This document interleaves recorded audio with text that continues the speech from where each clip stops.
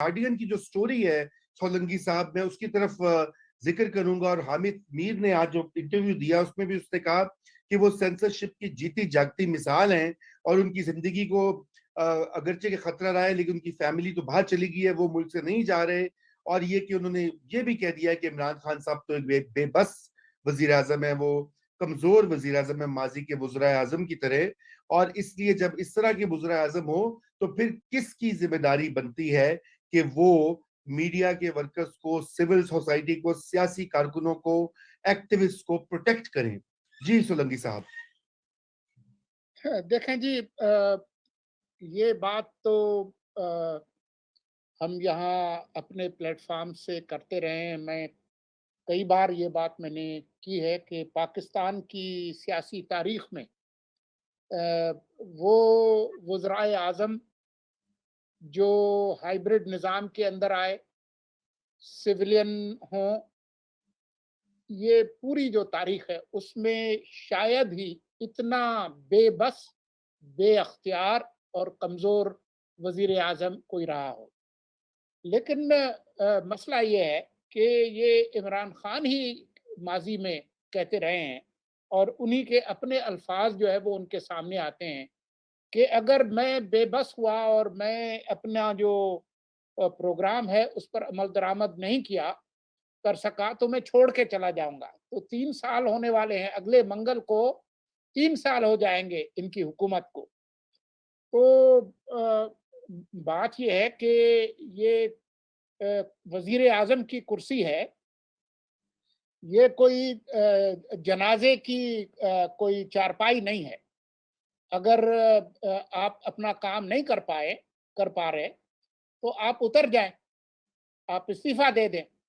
तो ये कोई जवाज नहीं है कि आप कमजोर हैं और बेअख्तियार हैं, तो जिम्मेदारी तो आप ही पर आएगी।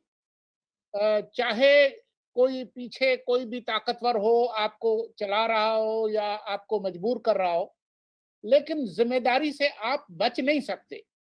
तो हामिद मीर साहब की बात दुरुस्त है कि शायद ये उनका फैसला नहीं है, लेकिन जो मुल्क का वजीर आजम है, जब वो खुद कह रहा है कि मैं जिम्मेदार हूं और हर कोई मुझसे पूछ कर करता है, जो कुछ भी करता है ये सब लोग मेरे नीचे हैं, वो उनके अल्फाज होते हैं।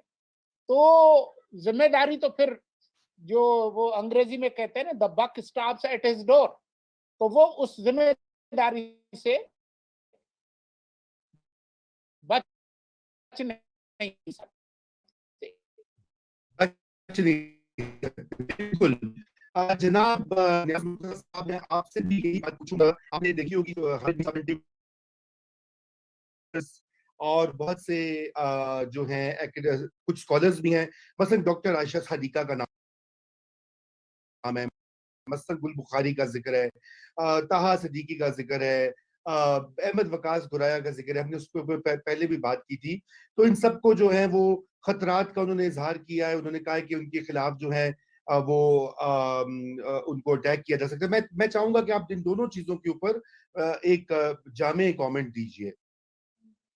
मैं भी सोलंकी साहब से इत्तेफाक करूंगा इस बारे में। ज़ाहिर कमजोर वजीर आजम तो वो बहुत हैं कंपेयर टू नवाज शरीफ और उससे पहले जो लोग थे, मगर ये कमजोरियां जो है वो ज्यादा ज़ाहिर फॉरेन पॉलिसी, सिक्योरिटी मैटर्स पे ज्यादा है। जहां तक मीडिया पे अटैक्स वगैरह का सवाल है, ये ज़ाहिर है पिछली हुकूमतों के दौर में भी होते रहे हैं। जो हामिद बीट पे पहले अटैक हुआ था वो कौन, पीपल्स पार्टी के दौर में हुआ था या नवाज शरीफ के दौर में हुआ था, बहरहाल हुआ था। मगर उस जमाने में आपको एक ये चीज नजर आती थी कि जी एक बिल्कुल गैप है, ये काम जो है ये इस्टेब्लिशमेंट करा रही है और जो हुकूमत वक्त है वो इससे बिल्कुल खुश नहीं है और अपनी जो भी वो कोशिश कर सकती है वो कोशिश करती है कि किसी हद तक जो है वो मीडिया को बचा ले। मसलन परवेज रशीद साहब के बयानात आ जाते थे, फरहतुल्लाह बाबर साहब के बयानात आ जाते थे, उससे लगता था कि ये एक जेन्युइन कंसर्न है उन हुकूमतों में कि मीडिया को कुछ हद तक जो वो कर सकते हैं प्रोटेक्ट, वो प्रोटेक्शन दें। और इसी बुनियाद पर फिर जो है परवेज रशीद साहब को निकाला भी गया था क्योंकि उन्होंने मीडिया का साथ बहुत ज्यादा दिया था। अब यहाँ इनिशिएटिव हो सकता है ना हो, पीटीआई का इनिशिएटिव आया हो اسٹیبلشمنٹ کی طرف سے, مگر آپ کو کوئی یہ نہیں نظر آتا کہ جی بہت زیادہ جینوئن سمپتھی ہے پی ٹی آئی کے ہائیسٹ لیولز میں میڈیا کے لیے. آپ ویسے ہی ان کا رویہ دیکھ لیں جو سوشل میڈیا پر ہوتا ہے, ٹرولز کا, پی ٹی آئی کا, جو وہ درگت نکالتے ہیں, جو بھی ان کے خلاف بولتا ہے, جو ہراسمنٹ ہوتی ہے اسپیشلی فیمیل جرنلسٹ کی, یہ سب پیپلز پارٹی اور نون لیگ کے دور میں تو نہیں ہوتا تھا نا.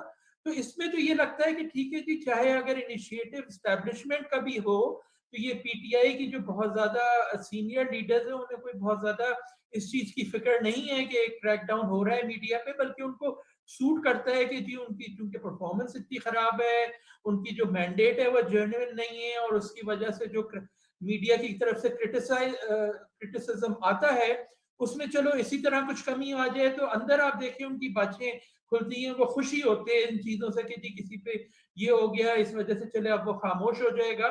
تو میں تو بالکل بری الذمہ نہیں قرار دوں گا عمران خان صاحب کو. اور پھر جس قسم کے وہ بیانات دیتے ہیں کہ جی بالکل میڈیا فری ہے, یو کے سے زیادہ فری ہے, یہ کوئی نواز شریف یا کسی نے جس قسم کی باتیں نہیں کی تھی نا, انہوں نے تو مانی تھی یا ایٹ لیسٹ خاموش رہے تھے.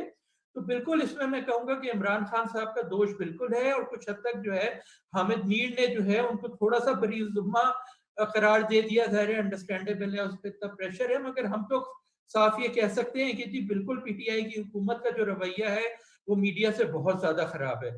پھر یہ دوسری جو خبر آ جاتی ہے کہ یہ گارجین والی, یہ تو بہت ہی زیادہ خطرناک تشویشناک ہے کہ جی اب تک تو یہی تھا نا کہ جی الزامات آتے تھے جرنلسٹ اور میڈیا کی طرف سے, اور انہیں کہہ دیا جاتا تھا کہ جی یہ تو بس ایسے ہی الزام لگا رہے ہیں انڈیا کے کہنے پہ اس پہ پہنے کے. اب تو یہ ایک ان کی انٹیلیجنس کی, یو کے جیسی حکومت کی انٹیلیجنس رپورٹ ہے, موجود ہے کہ جی پاکستانی اسٹیبلشمنٹ جو ہے وہ یہ سب کرنے کی کوشش کر رہی ہے. اب تو کوئی شک کی گنجائش ہی نہیں بچی ہے نا کہ آپ کہہ سکیں کہ جی یہ خالی انڈیا کا پلاٹ ہے یا کسی اور کا پلاٹ ہے.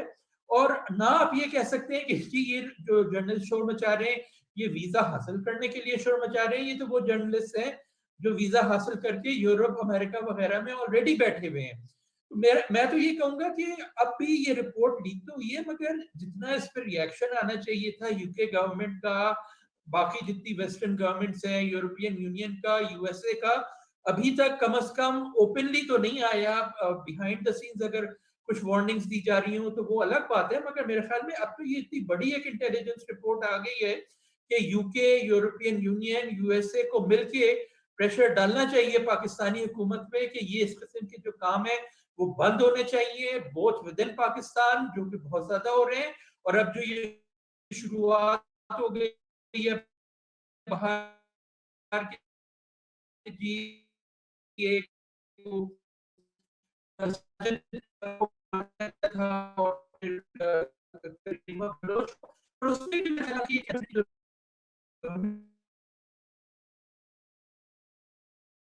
نہیں لیا جس حد تک وہ جا سکتے تھے. اور اب کامنٹ بھی ہے غالباً فورن آفس کی طرف سے ہے یا جو بھی ہے.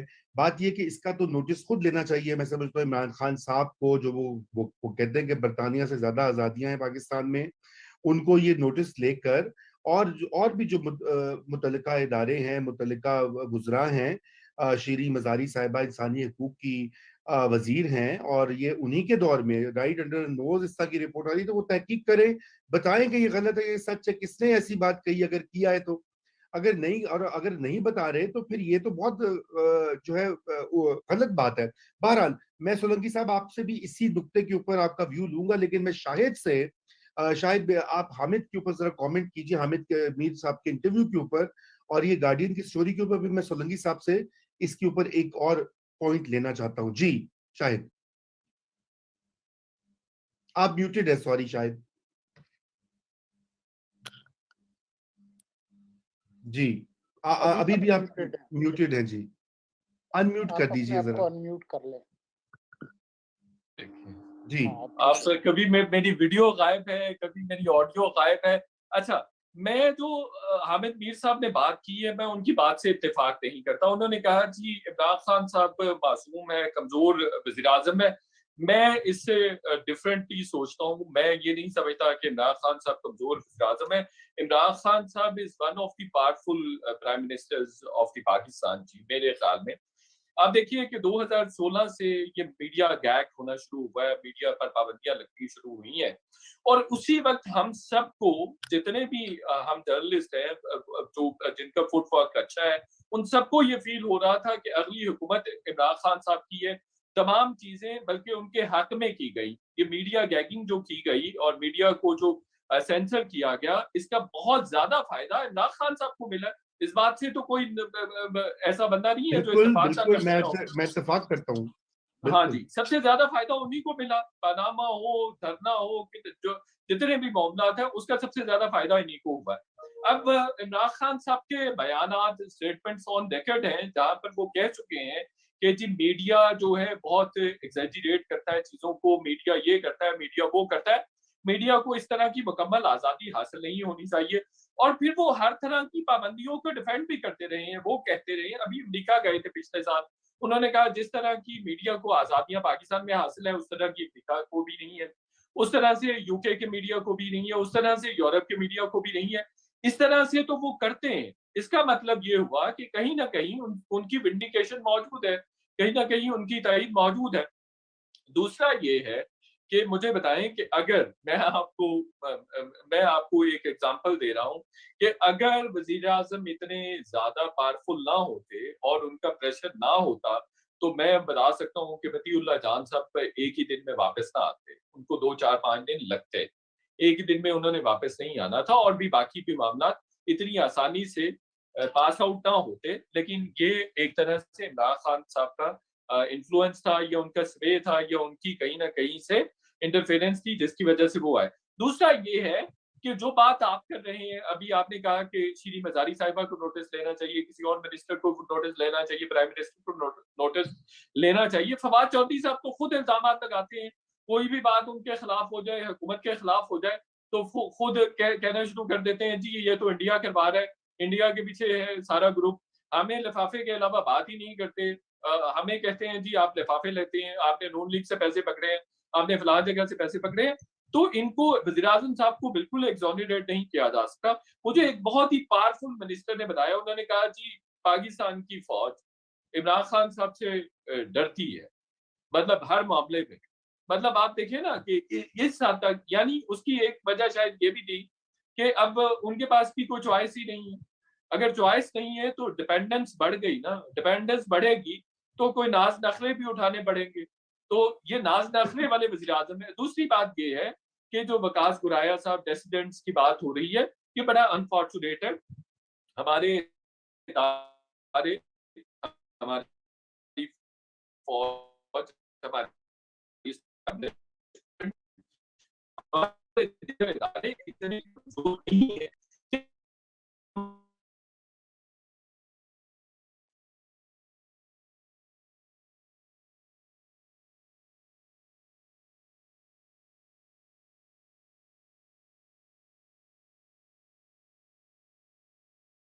سے ان کا کچھ بگڑ جائے گا, معمولی سی تنقید ہونے پر ان کا کوئی نقصان ہو جائے گا, ایسا نہیں ہے. پچھلے 73-74 سالوں پہ ان پہ بہت زیادہ تنقید ہوئی ہے, ملک کے اندر سے بھی ملک کے باہر سے بھی. تو میں سمجھتا ہوں کہ ان کو انگیج کیا جانا چاہیے. اگر کوئی تنقید کرتا ہے, اگر ان کو کچھ چیزیں کلیئر نہیں ہیں, ہمارے وے آف ورکنگ سے وہ اختلاف کرتے ہیں, ہماری ملٹری کے وے آف ورکنگ سے ان کو اختلاف ہے, یا ان کے رول سے کوئی اختلاف ہے, تو ہمیں چاہیے, ہماری پولیٹیکل لیڈرشپ کو بھی چاہیے, ہماری جو ملٹری لیڈرشپ ہے اس کو بھی چاہیے کہ وہ ان کو انگیج کریں. اور دوسرا یہ ہے کہ اس سے ملک کا نقصان ہونے جا رہا ہے. دیکھیے جو لائل گرانٹ پاک ہے, ان کا کامنٹ آیا ہوا, انہوں نے کہا کہ اگر یو کے میں اسی طرح کی کوئی حرکت ہوتی ہے یا کسی ڈیسیڈنٹ کو ٹارگٹ کیا جاتا ہے تو اس پہ برطانیہ خاموش نہیں رہے گا. اور پھر آپ پہ آلریڈی جی ایس پی پلس کی پابندیاں لگنے جا رہی ہیں, چونکہ ہیومن رائٹس کی وائلیشنز ہیں. وہ کہہ رہے ہیں جو 295C ہے اس کو آپ کو چینج کرنے کی ضرورت ہے. اسی طرح کے باقی معاملات ہیں. اب جی ایس پی پلس کا اسٹیٹس اگر آپ سے سکریپ ہوتا ہے تو آپ کو بہت زیادہ نقصان ہوگا. دوسری جانب امریکہ آپ کی مسلسل آرم ٹویسٹنگ کیا جا رہا ہے, اپنے اکنامک آرمز کو یوز کیا جا رہا ہے, IMF کو یوز کر رہا ہے اور باقی چیزوں کو یوز کر رہا ہے. امریکہ بھی ناراض ہے, یو کے بھی ناراض ہے, یورپ کو بھی آپ ناراض کر رہے ہیں. اب ہالینڈ نے وکاس گرایا صاحب کو फरवरी में बता दिया था और फरवरी में उनको एक सेफ प्लेस पे उनको मुंतकिल कर दिया था, शिफ्ट कर दिया था। यानी उनकी इंटेलिजेंस इतनी तेज है। ये जो गौहर खान है, जो पठान है, लाहौर बेस्ड है, ये लाहौर ने याद है, पाकिस्तानी ने याद है, लाहौर से इनको एक इजिप्शियन अरेबिक आदमी ने इनको पैसे दिए, जिसका ताल्लुक इटली से। इस तरह से ये देखिए, उनके पास तो इतनी ज्यादा इंफॉर्मेशन है। और आयशा सिद्दीका के खामद से पूछा गया कि क्या किसी आदमी ने, किसी शख्स ने, किसी इदारे ने आपको ऑफर की कि इतने पैसे ले लें और आयशा सिद्दीका साहिबा को पाकिस्तान भेज दें। यानी इतनी उनकी उनकी ज्यादा इंफॉर्मेशन है। और वो डिफरेंट ब्लॉगर्स के घर गए हैं 2 महीने, 3 महीने, 4 महीने पहले। जो इंटेलिजेंस एजेंसीज हैं, जो लॉ एनफोर्समेंट एजेंसीज हैं, इदारे हैं, जो यूके के, यूरोप के, उन्होंने उनको मुख्तलिफ जगहों पे शिफ्ट किया है। उनके लिए पूरे प्रोटोकॉल्स उन्होंने वजह किए। अब वकास गुराए के पास ऐसा प्रोटोकॉल है कि आधे मिनट के अंदर उनको यूएन की सिक्योरिटी अवेलेबल हो जाएगी। इस तरह के प्रोटोकॉल्स उनके पास अवेलेबल है, या इस तरह के चेक्स एंड बैलेंस। मेरा ख्याल है वो आसानी से एंगेज हो सकते हैं। मेरे ख्याल से आसानी बिल्कुल बिल्कुल शायद आपके बहुत अच्छे पॉइंट्स किए हैं कि जहां पर कोई तनकीद होती है उससे इतनी मजबूत रियासत को उसको खतरा नहीं समझना चाहिए, उसको कुछ भी सुनना नहीं। चाहिए, उससे हाँ। इंगेज करना चाहिए। आखिर सभी लोग पाकिस्तानी हैं, जो किसी पॉलिसी से इत्तेफाक नहीं भी करते तो पाकिस्तान उनको आर्मी के बातचीत पीछे सारे खड़े हैं। जी बिल्कुल बिल्कुल सब खड़े हैं जी। देखिए, रियासत होती है तो, और जो मुल्क होते हैं तो फिर सारों की शनाख्त भी होती है, फिर ये तो हम देख चुके हैं। बहरहाल ये अनफॉर्चुनेट बात है, इसका हल निकलना चाहिए। मैं सोलंकी साहब, आप इसके ऊपर क्विक कमेंट करके, और फिर ये जो इन्होंने बात की कि इकोनॉमिक आर्म ट्विस्टिंग जो है, वो वर्ल्ड बैंक वाला जो हमारा आज का टॉपिक है, कि जहाँ पे वर्ल्ड बैंक ने कह दिया है कि जी कर्जे जो हैं आईएमएफ के, जब तक प्रोग्राम मंजूर नहीं होता तो हम नहीं देंगे। इसके क्या मानी है, मैं ये डॉक्टर नियाज मुर्तजा से पूछूंगा। आप जरा इसके ऊपर एक क्विक कमेंट करें कि रियासत और शहरियों के जो रिश्ता होता है उसके तनाजुर में। देखें, अगर इंसानी तारीख को देखें तो एक वक्त था जब रियासत का वजूद नहीं था लेकिन मुआशरा था, और उसके बाद रियासत इन हजार सालों में जिस तरीके से तरक्की करके आज की जो जदीद रियासत तक पहुंची है, तो रियासत है ही इस्तबदाद का इदारा, जिसमें वो मशीनरी है उसको रियासत कहते हैं, जो कि कुछ तबकात के इक़्तिदार को कायम रखती है कुछ तबकात पर हुक्मरानी के लिए। मैं जो रियासत को समझता हूँ वो ये है। अब उस पे बहुत रेशम के कपड़े पड़े हुए हैं जमहूरियतों के अंदर, और वो उसके अंदर जो उसकी जो दबाने की जो ताकत है उसको कंट्रोल करने के लिए जमहूरियतों के अंदर कुछ इदारे हैं। पार्लियामान होती है, आजाद अदलिया होती है, और मीडिया होता है।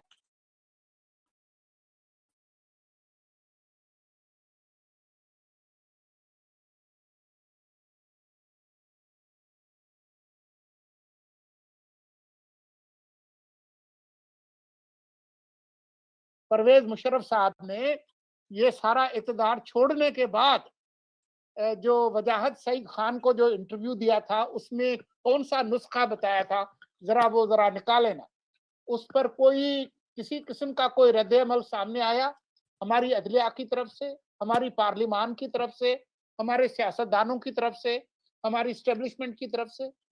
तो रियासतें इस तरह का काम करती हैं, और मुझे नहीं मालूम कि इसके फैक्ट्स क्या है, लेकिन अगर आप इसको गलत भी समझते हैं और कहते हैं कि ये सब कुछ ठीक है, गार्जियन की स्टोरी को बिल्कुल आखिर में चले जाएं, जो हुकूमत पाकिस्तान की जो वजाहत है उसको अगर ठीक भी मान लें, तो ये जो सारी जो मालूमात आई है और जो छपी है एक बड़े अखबार में, अब उसका आप क्या करेंगे? मार्क लायल ग्रांट जो हैं वो कोई कम अहम आदमी नहीं है। वो जो ये कह रहे हैं कि अगर ऐसा है तो बरतानवी हुकूमत ये करेगी, तो जो डाढ़ी रियासतें हैं जिनकी मईशत मजबूत है, जो मुल्क यूनिफाइड है, वहां पर अगर कोई पॉपुलिस्ट, कोई डिक्टेटर, कोई इस तरह का काम करे तो शायद उनको खतरात नहीं है। लेकिन आप तो खतरात में गिरी हुई रियासत है। आपके मशरक में, मगरिब में, मईशत में कौन सा मुल्क है जो आपसे खुश है? कौन सा बहरान है जो आपके सामने नहीं है। तो इन तमाम चीजों के साथ अगर आप इस तरह के काम करेंगे, सेटअप में आप फंसे हुए हैं 3 साल से, आज वर्ल्ड बैंक ने क्या कहा है वो आपको पता है, आईएमएफ का प्रोग्राम आपका फंसा फंसा हुआ है, चीनी आपसे नाराज हैं, तुर्क आपसे नाराज होने वाले हैं। तो आप सारी दुनिया को नाराज करके पूरे मुल्क के अंदर गिलगित से कराची तक फाल्क लाइन्स बनाकर आप इस तरह का जो मुहिमजोई करेंगे, तो आपको कोई अंदाजा है कि इस मुल्क के साथ क्या होगा? बिल्कुल, बिल्कुल, बहुत बहुत सीरियस बात है। डॉक्टर नियाज मुर्तजा, आप बहुत अच्छी तरह जानते हैं कि ब्रेटन वुड्स सिस्टम जो है, जो आलमी मालियाती निज़ाम जो है, उसमें आईएमएफ और वर्ल्ड बैंक और दीगर जो रीजनल तरक्याती बैंक हैं, वो एक साथ ही मिलके काम करते हैं। अब ये जो नई एक खबर आ गई है कि वर्ल्ड बैंक जो है वो आईएमएफ के प्रोग्राम की मंजूरी का इंतजार करेगा, तो इसके क्या असरात होंगे पाकिस्तान की मईशत पर और मौजूदा गवर्नमेंट की जो इस वक्त सिचुएशन है, इसके ऊपर थोड़ा तबसरा कीजिए, फिर मैं शाहिद और सोलंकी साहब से जो है फाइनल कमेंट्स दूंगा। जी, ये आईएमएफ प्रोग्राम जो है ना, पीटीआई गवर्नमेंट के हलक में फंस गया है। ये सूरत हाल बाकी जो 2 पिछली हुकूमतें थी उनमें नहीं थी। उन्होंने अक्लमंदी ये की थी कि आते ही विद इन 3-4 मंथ्स आईएमएफ के साथ प्रोग्राम कर लिया था, वो 3 साल में खत्म हो गया था। हालांकि बल्कि पीपल्स पार्टी का तो वो सस्पेंड ही हो गया था उससे पहले। तो इलेक्शन से 2 साल पहले जो है उन दोनों हुकूमतों को आईएमएफ फ्री बिल्कुल मिल गए थे कि जी वो जो करना चाहें, बिजली के रेट कम रखें, लोगों को फिस्कल स्टिमुलस दे दें, मॉनेटरी पॉलिसी लूज कर लें, ताकि इलेक्शन से पहले जो है ना बिल्कुल कोई जो है प्रेशर उन पर ना हो। अब इनके साथ जो मुसीबत हुई है वो ये हुई है कि इन्होंने 1 साल तो आते ही वेस्ट कर दिया था, प्रोग्राम ही नहीं किया, अपनी बेवकूफियों में वसत उमर इतना डिले करते रहे। फिर इसके इनके साथ ये हो गया कि ये कोविड-19 आ गया, तो उसमें प्रोग्राम सस्पेंड हो गया। अब अगर दोबारा आईएमएफ प्रोग्राम शुरू होता है तो उसकी इम्प्लीमेंटेशन जो है वो तो लास्ट 2 इयर्स में होगी, जिसमें इन्हें इलेक्शन में जाना है। और फिर ये अगर तमाम मुसीबतें इन्हें करनी पड़ेंगी, जी बिजली के नर्ख बढ़ाओ, गैस के नर्ख बढ़ाओ, फलानी चीज पेट्रोल की कीमतें बढ़ाओ, अपना फिस्कल डेफिसिट कंट्रोल करो, तो इनके लिए तो मुसीबत हो जाएगी। फिर उन हुकूमतों में ये फायदा था कि अमेरिका से ताल्लुकात बहुत ज्यादा बेहतर थे, अब तो तकरीबन ना होने के बराबर है। तो ये एक बहुत बड़ा जो है मसला इस वक्त है पीटीआई गवर्नमेंट के लिए कि वो क्या करे। अगर आईएमएफ का प्रोग्राम नहीं करती तो यही होगा कि वर्ल्ड बैंक लोन नहीं देगी, एडीबी लोन नहीं देगी, यूरो बॉन्ड्स इशू करना मुश्किल हो जाएंगे।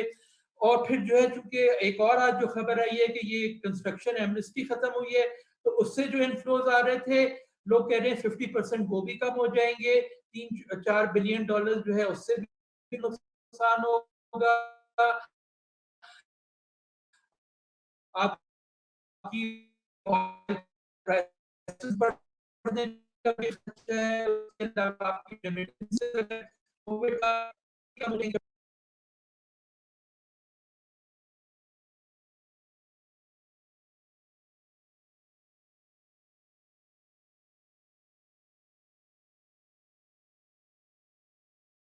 ट्रैवल शुरू होगा। वो भी इस साल के पहले 6 महीने में वो पॉजिटिव हो गया था, मगर आखिरी 6 महीने में वो फिर दोबारा नेगेटिव हो गया। और अब अगर ये तमाम मुसीबतें हो गई तो वो तो फिर जी, बिल्कुल, बहुत बड़ा मसला हो जाएगा। और यही बात जो है, शायद आप इसको कैसे देख रहे हैं, 3-4 बातें डॉक्टर नियाज मुर्तजा ने बड़ी अहम की। एक तो जो शराइत होती हैं जिनका कि असर बराह रास्त अवाम पे पड़ता है और हुकूमत वक्त गैर मकबूल हो जाती है, मजीद प्रेशर में आती है। दूसरा मसला अमेरिका से ताल्लुकात का, देखिए इसके पीछे तो बड़ी बड़ी चीज तो वही है, जिस दिन ग्रीन सिग्नल हो जाएगा तो कंडीशंस भी कभी कभी वेव हो जाती है, ताखीर हो जाती है। और तीसरी जो अहम बात यह है कि जो ये आईएमएफ का प्रोग्राम बुरी तरह एक उनके हलक में हड्डी की तरह फंस गया, ना उगली जाए ना निकली जाए। जी शाहिद। जी बिल्कुल ऐसा ही है। आप देखिए कि पहली दफा जब आईएमएफ के प्रोग्राम में ये हुकूमत जाती है तो बड़ी सख्त और कड़ी शराइत थी जिनको हुकूमत को मानना पड़ा था। उसकी बुनियादी वजह एक ये भी थी कि इक्विपमेंट इतना अच्छा नहीं था। असद उमर साहब का 9 महीने तक डिले करते रहे, फैसला नहीं कर सके, और वैसे भी उनको इकोनॉमी का इतना ज्यादा पता भी नहीं था। और ये बात मैं जब भी किसी भी वजीर से मिला तो उनका हमेशा ये बिल्कुल एतराज भी होता था कि کہ اسد عمر صاحب کو بالکل بھی نہیں پتا. بہت سارے لوگ معترض تھے کہ اسد عمر صاحب کو وفاقی وزیر خزانہ نہیں ہونا چاہیے.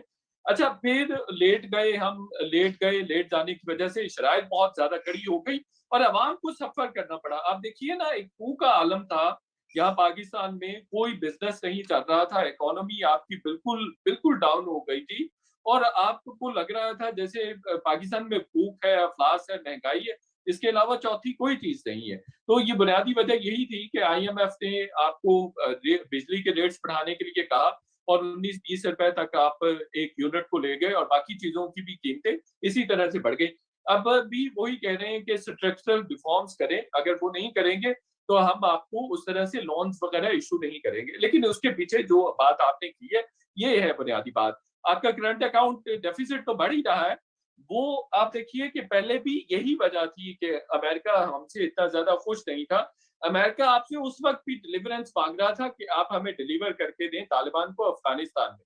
تو آپ نے کسی نہ کسی طرح سے, آپ کو سعودی عربیہ سے بھی کلوایا گیا کہ 2-3 چیزیں آپ کریں, افغانستان میں ڈیلیورنس دیں اور سی پیک پہ آپ ذرا تھوڑا سا بیک فٹ پہ چلے جائیں. تو آپ نے کچھ چیزیں ان کے لیے کی اور کچھ کرتے ہیں کچھ نہیں کرتے, آپ کو سمجھ تو آتی نہیں ہے, چونکہ لانگ ٹرم آپ کی ایسا کوئی پالیسی نہیں ہے, اس لیے آپ کو سمجھ نہیں آتی. اچھا اس میں اب امریکہ آپ سے ناراض ہے. ایک تو لانگ رینج میزائل کا آپ نے تجربہ کیا ہے, اس کی ایک بہت بڑی ریزن ہے کہ آپ سے ناراض ہے. امریکہ کا 4-5 سال سے دو مطالبات تھے آپ سے, ڈیمانڈز نہیں ہیں ہمیشہ سے افغانستان کے علاوہ. ایک تھا کہ ٹیکٹیکل ویپنز کو آپ زیادہ نہ فلورش کریں, اور دوسرا یہ جو لانگ رینج میزائلز ہیں اس کو کٹ ڈاؤن کریں, کٹ سائز کریں. میں نے 2014, 15, 16 میں 3 سال ان دونوں ٹاپکس پہ کام کیا ہے. مسلسل آپ کو پریشرائز امریکہ, جب بھی کوئی امریکن آفیشل پاکستان میں آتے تھے وہ ان 2 چیزوں کے لیے کہتے تھے, اور ان میں سے ایک بہت بڑا کنسرن انڈیا کا تھا جو ٹیکٹیکل ویپنز سے. اور آپ کو پتا ہے کہ وہ بات ہو رہی تھی کہ شارٹ میڈیم کی اگر جنگ شک ہوتی ہے یا اسٹریٹجک وہ اسٹرائک وغیرہ ہوتی ہے تو اس کے جواب میں ٹیکٹیکل ویپنز یوز کیے جا سکتے ہیں. تو امریکہ آپ سے ناراض ہے, آپ چونکہ وہاں پر وہ بہتر ڈیلیور نہیں کر رہے ہیں افغانستان میں.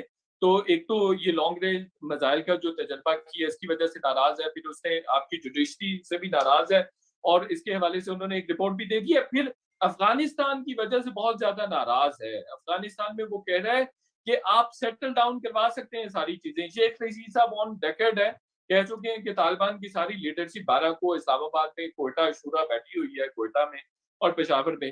اور بہت سارے آرٹیکلز ابھی ریسنٹلی آئے ہیں کہ اگر پاکستان بیک کرنا چھوڑ دے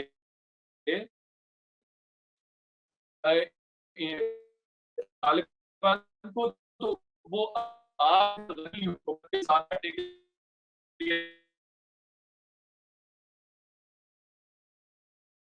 کی دوری پر آگے رک گئی ہے. یعنی ایک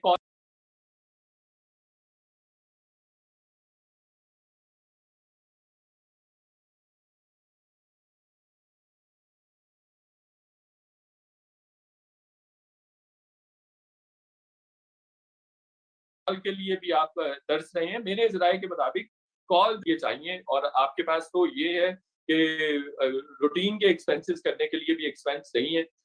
سعودی عربیہ سے, یو اے ای سے آپ پیسے لیتے ہیں. سولنگی صاحب نے بڑا خوبصورت انالیسس کیا ہے پچھلے ٹاپک کے حوالے سے, وہ اس سے بھی ریلیونٹ ہے کہ آپ کے ساتھ مڈل ایسٹ سارا ناراض ہے اس وقت. چین آپ سے ناراض ہے. چین آپ کو 1.5 سال سے کہہ رہا تھا 1.5 سال سے کہ عاصم باجوہ صاحب کو کوئی بندوبست کریں. ان کی کوئی 100 ارب روپے سے زیادہ انویسٹمنٹس ہیں, ان کے اسٹیٹس ہیں, ان کے بچے ہیں, ان کی فیملی امریکہ میں رہ رہی ہو, اور آپ کو سر عام کہہ رہے ہیں, بار بار تنبیہ کر رہے ہیں امریکہ کہ آپ سی پیک سے وڈرا کر جائیں, سی پیک کو نہ امپلیمنٹ کریں. لیکن آپ چین کی نہیں سن رہے. چین کو آپ نے سی پیک کو آپ نے سلو ڈاؤن کر دیا. آپ کا ہر منسٹر سی پیک کے پروجیکٹ کو ٹارگٹ کرتا رہا, مراد سعید ہو, اسد عمر ہو یا باقی, یا خود عمران خان صاحب مسلسل سی پیک کو. اور میں سمجھتا ہوں رضا رومی صاحب, سی پیک ایٹم بم سے بڑا پروجیکٹ تھا جو نواز شریف صاحب کے برہون منت پاکستان کو ملا. اب 2 انیشل ساری اس کی ورکنگ آصف علی زرداری صاحب کی تھی, اور میں بلیو کرتا ہوں کہ جس طرح بھٹو صاحب کو ایٹم بم پاکستان میں لانے کی اور بنانے کی سزا ملی ہے، سی پیک کا بھی رول ہے کہ جو اوسٹ کیا گیا نواز شریف صاحب کو، میرے خیال سے وہ اکنامک شاید وہ ریاست دیکھیے وہ ریاستی فیصلے ہوتے ہیں. پاکستان کی ریاست جو ہے، پاکستان کی عوام جو ہے، پاکستان کی سیاسی قوتیں جو ہیں، وہ چین کو اپنا ایک ریلائبل دوست سمجھتے ہیں، ایک پارٹنر سمجھتے ہیں. اس خطے میں ایک بڑی لمبی تاریخ ہے ہماری، 30-40 سال پرانی، بڑا گہرا رشتہ ہے. تو یہ نواز شریف ہوں، زرداری ہوں، وہ ان سب نے وہی فالو کیا. ایک پوائنٹ ایڈ کر دوں. جی ہاں کریے. ایک پوائنٹ. تو اس لیے سارے ملک کی، یورپ بھی آپ سے ناراض، یہ جو ہیومن رائٹس کی وائلیشنز ہیں یا ریلیجیس رائٹس ہیں اس کی وجہ سے اب یہ ڈیسیڈنٹس والی گارڈین کی سٹوری بھی آ گئی، اس پہ بھی تحفظات کا وہ اظہار کر چکے ہیں. ایمنسٹی اسکیم میں 450 ارب روپے آیا ہے، اور یہ جو انفلو ہے 450 ارب روپے کا، یہ جتنی خوشحالی ہے، تھوڑی بہت پراسپیرٹی یا اکنامک ایکٹیویٹی یا اکنامک ملٹی پلائر آپ کو بڑھتا ہوا نظر آ رہا ہے، یہ اسی کی وجہ ہے. یہ وہی ایمنسٹی اسکیم ہے جس کی مد میں 2000 ارب روپیہ پاکستان میں آنا تھا، 450-500 ارب روپیہ آ گیا ہوا ہے. تو آپ کو اگر اس پہ ریسٹرکشن لگ جاتی ہے تو آپ کو بڑی ساری مشکلات کا سامنا کرنا پڑے گا. آپ کو یاد رہنا چاہیے کہ سعودی عربیہ نے بھی $1 بلین آپ سے مانگ لیے تھے اور آپ کو چین سے لے کر دینے پڑے تھے. تو اکنامک آرمز ہے، اور سعودی عربیہ کو بھی ایک طرح سے امریکہ نے اکنامک آرم کے طور پر یوز کر لیا، اور آپ نے دیکھ لیا ہے آپ کو $1 بلین ان کو واپس کرنے پڑے اور آپ کی اکانومی دھڑام سے نیچے گر گئی تھی. تو اس لیے آپ فواد چودھری صاحب نے تو یہ بھی کہہ دیا ہے 2-4 دن پہلے کہ جی افغانستان پر ہم آن بورڈ نہیں ہیں، تو اس لیے ہم ڈلیورنس یا ڈلیوری نہیں دیں گے. تو یہ اگر آپ اس طرح کی بات کریں گے تو آپ مزید سپر پاور کو اریٹیٹ کریں گے. جی بہت تھینک یو شاہد، آپ نے بہت ڈیٹیل میں ساری صورتحال بتائی. سولنگی صاحب آپ کا فائنل کامنٹ ہوگا اور پھر ہم ناظرین سے اجازت لیں گے اور شکریہ ادا کریں گے. جی میرا فائنل کامنٹ یہی ہے کہ جس طرح کے حالات ہیں اس میں عمران سرکار کے لیے جو معاشی کشن ہے وہ وقت گزرنے کے ساتھ کم ہوتا چلا جائے گا، اور مجھے اس کے کوئی امکانات نظر نہیں آتے کہ جو باقی وقت رہ گیا ہے اس میں کوئی اکنامک فسکل ڈسپلن پیدا ہو، کوئی اکانومی جو ہے وہ گروتھ جس کے وعدے کیے جا رہے تھے وہ کریں. اگر یہ جو بھی پیسے بچ گئے ہیں اس کو اس طرح سے تجوریاں کھولنے کی کوشش کریں گے اگلے الیکشن کے لیے، تو سوائے تباہی کے اور کوئی راستہ نہیں. جی سولنگی صاحب شکریہ. ڈاکٹر نیاز مرتضیٰ بہت شکریہ. آپ سب کی رائے جو ہے، ناظرین نے بھی بہت کامنٹس دیے ہیں، آپ بعد میں دیکھیے گا ان کو. میں بس آخر میں 2-3 باتیں یہی کہوں گا کہ سب سے پہلے تو جو یہ مسئلہ ہے آپ کی معیشت یا خارجہ پالیسی ہو یا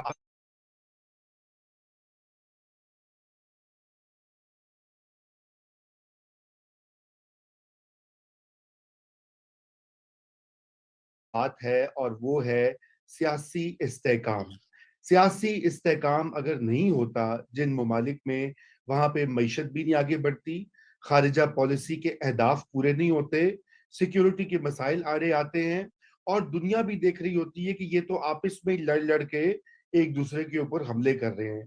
چاہے یہ ڈیسنٹرز کا معاملہ ہو جو کہ پاکستانی شہری ہیں، پاکستانی خود سے ہیں، چاہے یہ سیاسی پارٹیوں کی آپس میں چپقلش ہو، چاہے یہ سیاسی پارٹیاں بمقابلہ اسٹیبلشمنٹ ہو، چاہے یہ پی ٹی آئی بمقابلہ نون ہو، چاہے یہ ایک گروہ ورسز دوسرا گروہ. پاکستان کو اس وقت اشد ضرورت ہے یونٹی کی، اتفاق رائے کی، یکجہتی کی، یگانگت کی، کیونکہ یہ اس طرح کے جو مواقع یا موڑ آتے ہیں قوموں کی تاریخ میں جہاں ہم آج کھڑے ہیں کہ ہمارے ایک طرف جو ہے ویسٹرن بارڈرز پر جو کچھ ہو رہا ہے، ناظرین ہم اس کا ذکر بار بار کرتے رہے ہیں پچھلے چند ہفتوں میں، اور اس کے ساتھ امریکہ کے ساتھ جو ہمارا ایک روایتی تعلق تھا 50-60 سال کا گہرا رشتہ، وہ بھی اس وقت انڈینجرڈ ہے. اور چین جو ہمارا بہترین دوست ہے وہ بھی کچھ کھچا سا رہا ہے ماضی میں، اگرچہ کہ اب کچھ تبدیلیاں کی گئی ہیں ان کو واپس بورڈ میں لانے کے لیے. ہم دنیا سے، اس خطے سے کٹ کے نہیں رہ سکتے. جو کچھ باہر ہوتا ہے وہ اس کا اثر اندر ہوتا ہے، اور جو کچھ ملک کے اندر ہوتا ہے اس کا عکس جو ہے یا اس کی امپلیکیشنز باہر بھی جاتی ہیں. اس وقت پاکستان کے جو مقتدر حلقے ہیں وہ لوگ جو کہ طاقت کے مختلف مراکز کو چلا رہے ہیں, سویلین اور ملٹری دونوں, ان کو یہ چاہیے کہ اسی چیز کو سر فہرست رکھتے ہوئے پاکستان کو اس گرداب سے نکالیں. یہ معاشی مسائل ہوں, خارجہ پالیسی کے چیلنجز ہوں, یقین جانیے کہ اگر پاکستان کے اندر ایک قومی اتفاق رائے پیدا ہو جائے, حقیقت پسندی پر مبنی خارجہ پالیسی تشکیل ہو جائے, تو یہ آدھے مسئلے تو وہیں حل ہو جائیں گے. اس کے ساتھ ہی خدا حافظ, اور کل شب 9 بجے آپ سب سے ملاقات ہوگی.